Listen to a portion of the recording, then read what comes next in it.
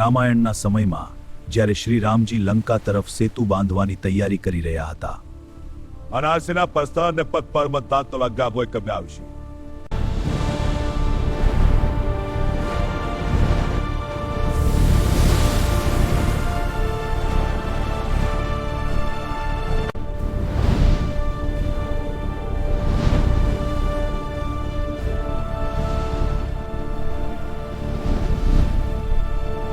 આ પર્વત ગોવર્ધન હતો.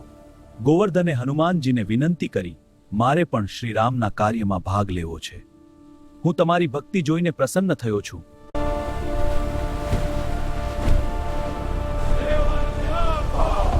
આ સેતુ મારી ઈચ્છાથી જ બનશે. જય માગ પ્રભુ. હવે વધુ પર્વતોની જરૂર નથી. જો આજ્ઞા પ્રભુ.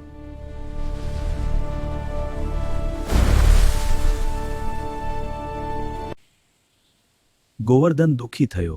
તેને ભગવાનના કાર્યમાં જોડાવાનો અવસર ન મળ્યો.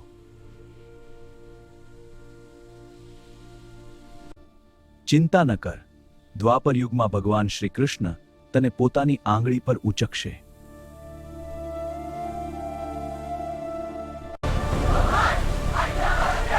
આ ડરશો નહીં છું ને.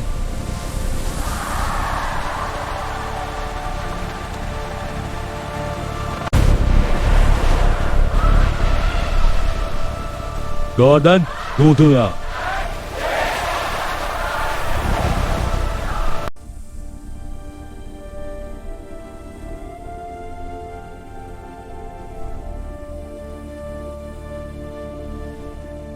આ કથા આપણને શીખવે છે કે ભગવાનના કાર્યમાં કરેલી ભક્તિ ક્યારેય વ્યર્થ નથી જતી.